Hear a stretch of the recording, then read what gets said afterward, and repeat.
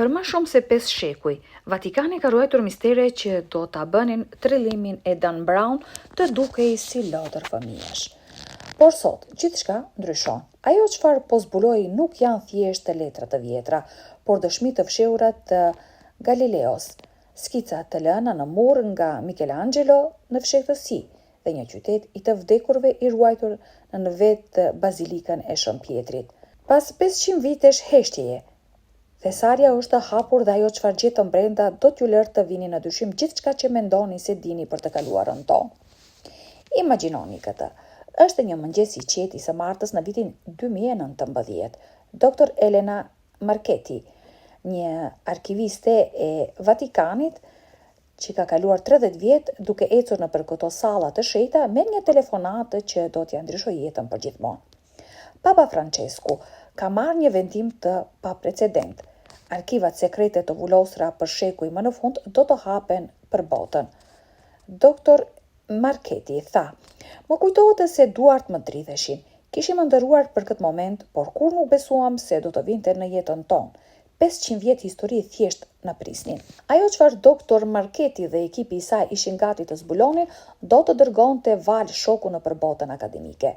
Të fshehura pas mureve të Vatikanit nuk ishin vetëm letra të vjetra me pluhur, por zbulime që do të sfidonin gjithçka që mendonin se dinim për shkencën, artin dhe vetbesimin.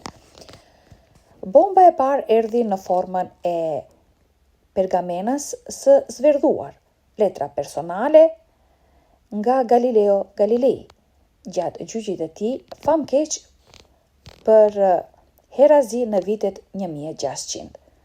Por këto nuk ishin në thjesht të çfarëdo letrash, ato nuk ishin menduar kur të shiheshin nga sytë e njeriut. Për shekuj, historia nuk na ka treguar një histori. Kisha katolike kundër shkencës, besimi kundër arsyes.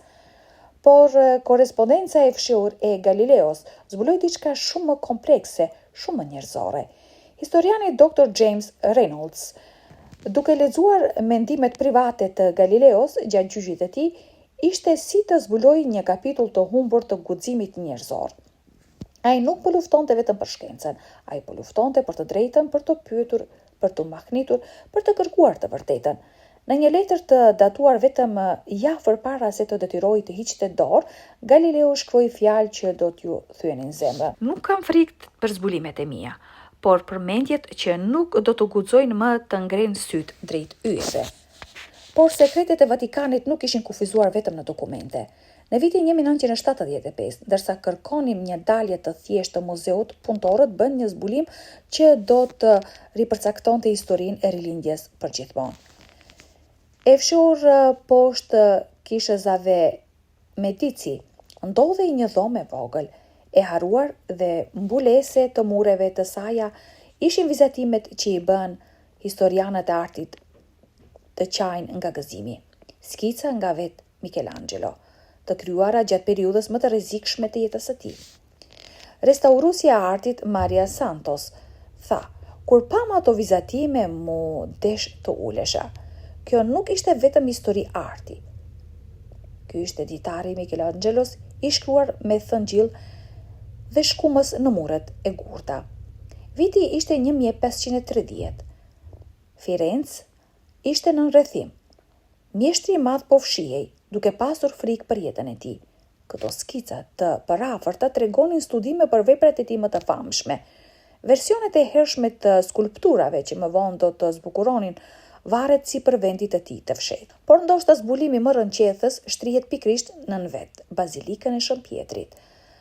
Ndërsa miliona pelegrin ecnin sipër duke u lutur dhe kërkuar shpëtim, një qytet i tërë i të vdekurve kishte pritur në errësirë poshtë. Viti ishte 1940. Punëtorët po instalonin ngrohje nën bazilik kur lopata e tyre goditi diçka të papritur, gurtë lashtë. Ajo çfarë zbuluan ishte një nekropol i plot romak, i paprekur për gati 2000 vjeçar. Arkeologu Dr. Francesco Ciabasi tha: "Të ecësh nëpër këto vareza është si të hysh në një makinë kohe. Ju jeni duke ecur fjalë për fjalë aty ku ecën të krishterët më të hershëm, ku i varosën të vdekurit e tyre, ku praktikuan besimin e tyre në fshehtësi.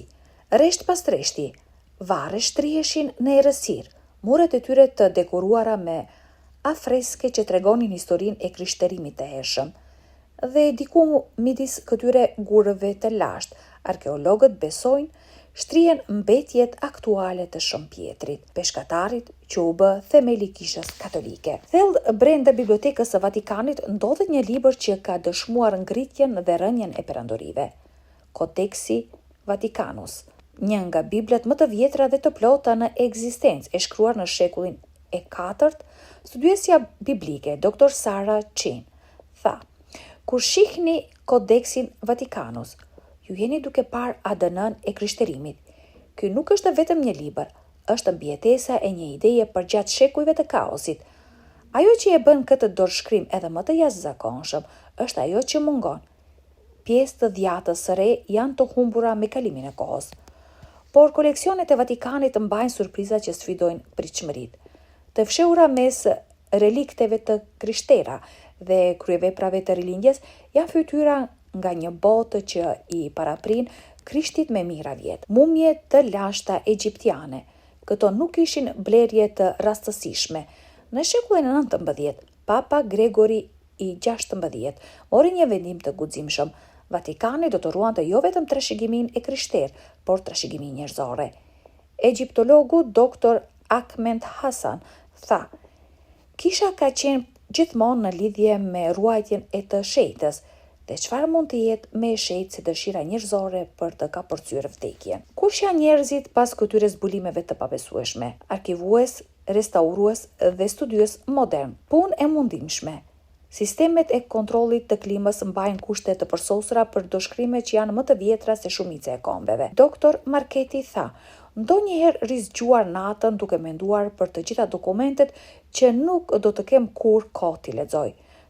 Të gjitha historitë që mund të vdesin me mua. Ne nuk po ruajmë vetëm letër dhe gur, ne po ruajmë shpirtra." Dhe gjithmonë lind pyetja: çfarë tjetër është ende e fshehur? Cilat zbulime të tjera presin pas dyerve që mbeten të kyçura? Vatikani vlerëson se ata kanë gërvishtur vetëm sipërfaqen e koleksioneve të tyre. Disa dyer, thon ata, mund të mos hapen kurrë. Disa sekrete mund të jenë shumë të rrezikshme, shumë të diskutueshme ose shumë të shejta për të parë ndonjëherë dritën e ditës. Vlerësimet aktuale sugjerojnë se ka mbi 85 kilometra rafte në arkivat e Vatikanit. Nëse një person do të lexonte një dokument në ditë, do të duheshin mbi 1000 vjet për të rishikuar gjithçka që është aktualisht e aksesueshme. Vatikani ka njoftuar plane për të hapur gradualisht më shumë arkiva, por me ritmin e tyre aktual do të duhen breza për të zbuluar gjithçka. Cilat sekrete të tjera mendoni se fshihen në errësirë? Çfarë zbulimesh të tjera do të ripërcaktojnë kuptimin ton për të kaluar?